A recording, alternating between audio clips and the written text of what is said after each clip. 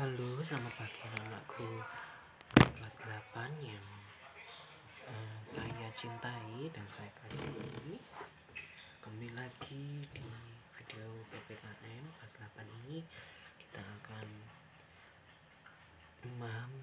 akan belajar pada hari ini bab 1 tentang memahami kedudukan dan fungsi Pancasila. Kita akan lanjutkan lagi.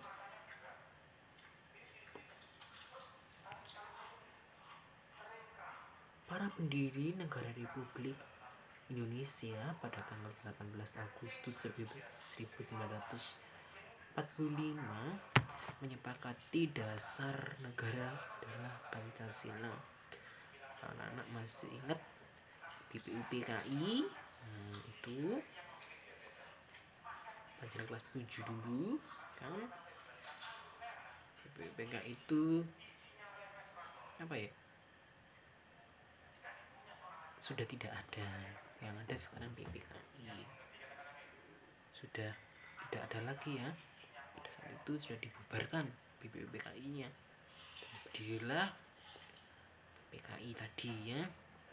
Istilah Pancasila itu sudah dikenal sejak zaman Majapahit pada abad ke-14. Terdapat dalam buku Nagara Kertagama karangan Puprapanca dan buku Sutasoma karangan Putantular. Berarti selama ini Pancasila itu sudah dikenal ya. Zaman dulu ya, tapi digali lagi oleh Bapak Insinyur Soekarno ya. Gitu. Istilah Pancasila dalam bahasa Sanskerta asal kata panca atau 5 dan sila sendi atau asas, berarti batu sendi yang 5, juga berarti pelaksanaan kesusilaan yang 5, Pancasila Krama ya.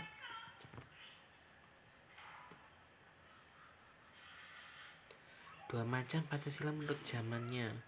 Ada 2 ya, ada Pancasila Krama dan Pancasila kuno ya. Dan juga ada Pancasila modern dan Pancasila yang kita pakai sekarang ini adalah Pancasila modern. Fungsi dan peranan Pancasila, kita coba lihat buku kita ya. Buku paket kita silakan dibuka pada halaman 4-5.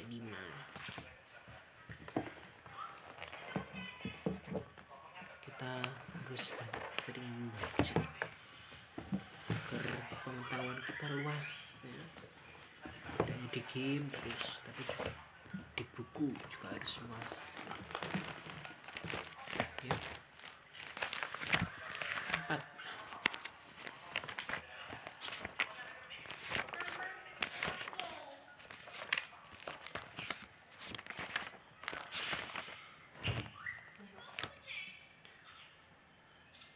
Fungsi Pancasila itu ada 7 ya. Ada 7 ya. Ini anak-anak dicatat ya. Saya dikte. 8 ya, saya tambahi 1 ya. Yang pertama adalah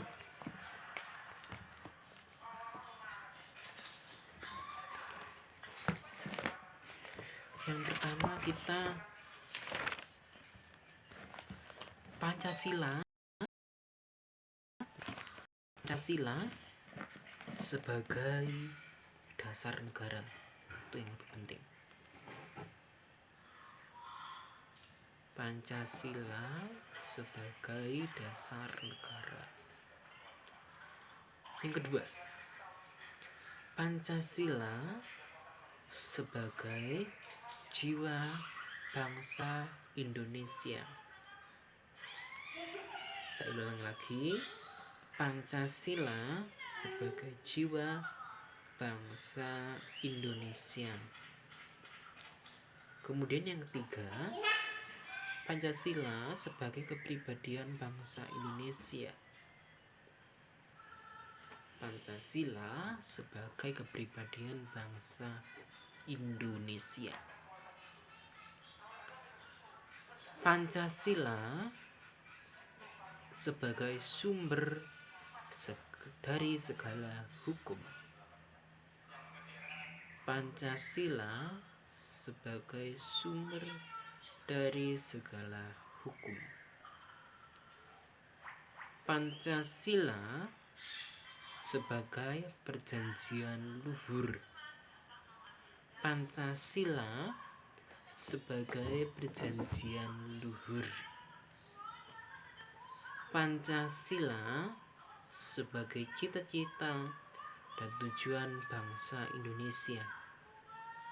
Pancasila sebagai cita-cita dan tujuan bangsa Indonesia. Pancasila sebagai moral pembangunan. Pancasila sebagai satu-satunya asas dalam kehidupan beragama dan bernegara, berbangsa dan bernegara.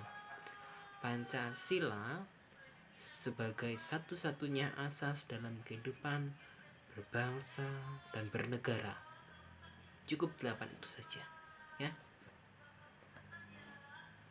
Makna Pancasila sebagai dasar negara latar belakangnya 1 Juni 1945. Makanya setiap tanggal 1 Juni setiap tanggal 1 Juni kita memperingati sebagai hari lahirnya Pancasila.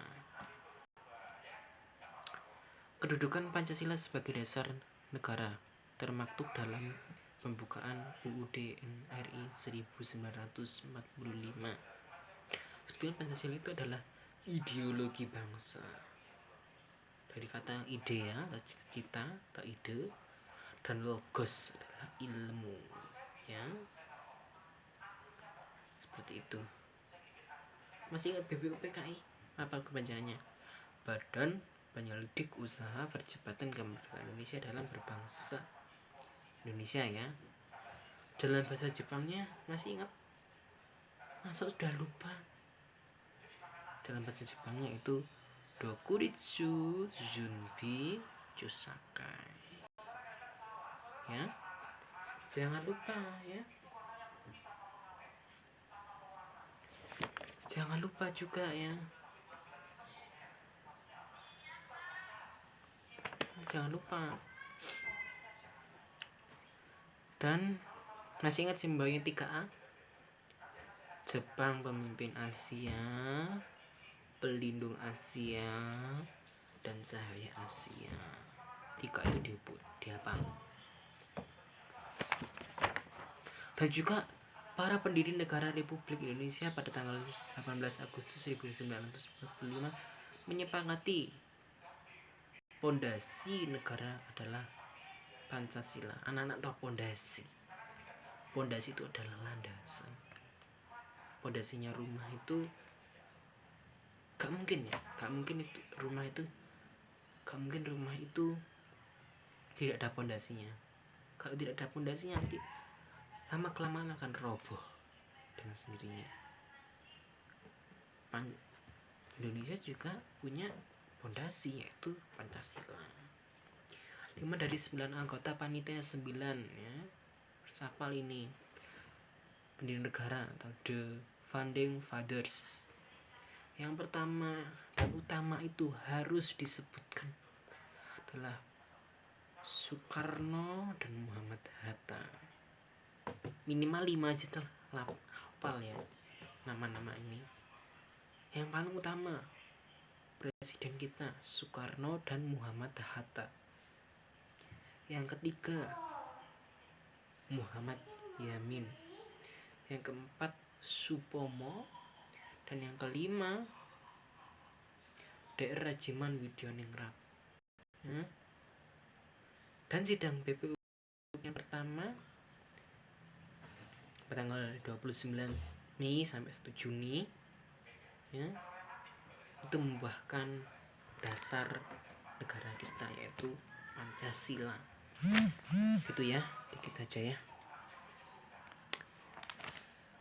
Rumusan Pancasila yang sah terdapat di alinea keempat pembukaan UUD RI 1945 dan Inpres atau Instruksi Presidennya RI nomor 12 garis miring 1968 tentang tata urutan dan rumusan dalam pengucapan sila Pancasila. Dan juga ada di tab MPR nomor 18 ya, garis miring MPR tahun 1998, penetapan Pancasila sebagai dasar negara. Dan juga ada di UU nomor 12 garing 2011 tentang pembentukan peraturan perundang-undangan bahwa Pancasila merupakan sumber dari segala sumber hukum negara. Berarti Pancasila itu sebagai sumber hukumnya negara. Makna Pancasila sebagai pandangan hidup atau way of life, pegangan hidup, pedoman hidup, pandangan dunia atau petunjuk hidup adalah bahwa sebagai petunjuk dalam kehidupan sehari-hari masyarakat Indonesia, sikap maupun perilaku masyarakat Indonesia harusnya selalu dijaga oleh nilai-nilai luhur Pancasila. Nah, semua sila-sila dari Pancasila tidak dapat dilaksanakan secara terpisah ya. Misalnya sila pertama terpisah dengan sila kedua, itu tidak. Karena Pancasila merupakan satu kesatuan yang utuh dan saling berkaitan dalam pelaksanaannya. Sila pertama ini pasti muncul ini nanti ya di ulangan harian nanti ya. Sila ke-1 melandasi sila kedua, ketiga, keempat, dan kelima. Sila kedua dilandasi sila pertama dan melandasi sila ketiga, 4, dan 5. Sila ketiga dilandasi sila pertama dan sila kedua dan melandasi sila keempat dan sila kelima. Sila keempat dilandasi sila ke-1, 2, 3 dan melandasi sila kelima. Sila kelima dilandasi sila pertama, kedua, ketiga, dan keempat. Pokoknya melandasi itu setelahnya. Dan kalau dilandasi itu sebelumnya. Seperti itu. Ini ya, sila ke-1 ketuhanan yang Maha Esa merupakan sila pertama dan utama yang menerangi keempat sila lainnya. Paham ketuhanan itu diwujudkan dalam paham kemanusiaan yang adil dan beradab. Sejak disahkan secara konstitusional pada tanggal 18 Agustus 1945, Pancasila dapat dikatakan sebagai dasar negara, pandangan hidup, dan ideologi negara, dan indikator atau alat pemersatu dalam kehidupan bangsa Indonesia. Pancasila juga mempunyai sifat imperatif atau maksa, yang artinya mengikat dan memaksa setiap warga negara untuk tunduk kepada Pancasila. Siapa saja yang melakukan pelanggaran harus ditindak sesuai hukum yang berlaku di Indonesia, serta bagi pelanggar akan dikenakan sanksi hukum. Semua sila dari Pancasila tidak dapat dilaksanakan secara terpisah-pisah karena Pancasila merupakan satu kesatuan yang utuh dan saling berkaitan. Sila-sila dalam Pancasila merupakan rangkaian atau kesatuan yang bulat sehingga tidak dapat dipisah-pisah satu sama lain atau tidak dapat dibagi-bagi. Upaya mempertahankan Pancasila dapat dengan melaksanakan nilai-nilai Pancasila oleh setiap warga negara di Indonesia dalam kehidupan sehari-hari di manapun berada. Ya, jadi seperti itu.